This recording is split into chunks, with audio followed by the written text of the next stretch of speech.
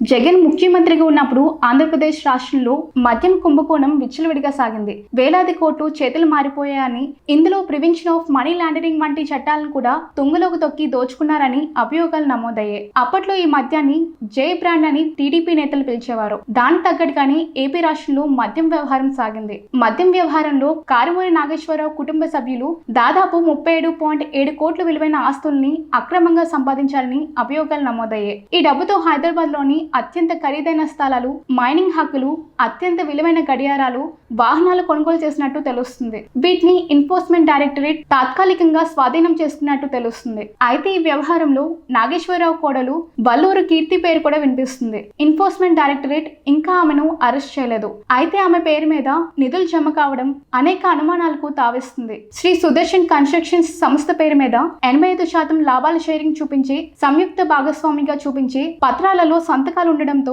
ఆమె కూడా కేంద్ర దర్యాప్తు సంస్థ పరిధిలో ఉన్నట్లు తెలుస్తుంది. Prevention of money laundering act ప్రకారం నేరుగా డబ్బులు స్వీకరించిన వారికి సెక్షన్ 50 ప్రకారం నోటీసులు ఇస్తారు. విచారణ జరిపి వాంగ్మూలాలు స్వీకరిస్తారు. ఇటువంటి కేసుల్లో సాక్ష్యాలు మాయం చేసే అవకాశం లేదా విచారణకు సహకరించని సందర్భంగా మాత్రమే మహిళలను ఈడీ అధికారులు అరెస్ట్ చేస్తారు. పెద్ద పెద్ద వ్యాపారాలు చేసేవారు మల్టీ లెవెల్ మార్కెటింగ్ వ్యవహారాన్ని కొనసాగిస్తారు లేదా కార్పొరేట్ గవర్నెన్స్ అనే విధానాన్ని పాటిస్తారు. కారుమూరి కుటుంబ సభ్యులు మాత్రం కార్పొరేట్ దిగ్గజాలకి కొత్త పాఠం నేర్పించారు.